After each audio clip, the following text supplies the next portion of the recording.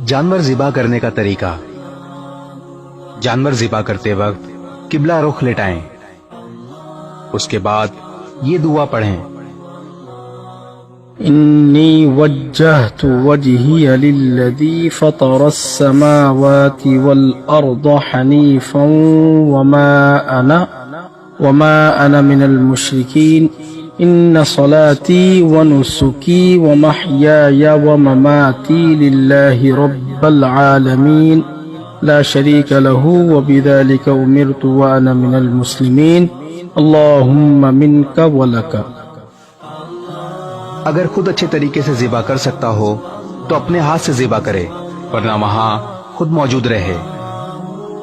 تیز دھار چھری سے ذبح کرنا تاکہ جانور کو کم سے کم تکلیف ہو، لیکن جانور کے سامنے چھری تیز نہ کی جائے۔ بسم اللہ اللہ اکبر کہہ کر ذبح کرنا۔ اگر جان بوجھ کر بسم اللہ اللہ اکبر نہ کہا تو جانور حرام ہو جائے گا۔ گردن کی چاروں رگیں کاٹنا، البتہ اتنا نہ کاٹے کہ حرام مغز تک پہنچ جائے یا گردن علیحدہ کر دے۔ جانور کی کھال اتارنے سے پہلے اس کے اچھی طرح ٹھنڈا ہو جانے کا انتظار کرنا۔ اللہ تعالیٰ تمام مسلمانوں کی قربانی قبول فرمائے، آمین۔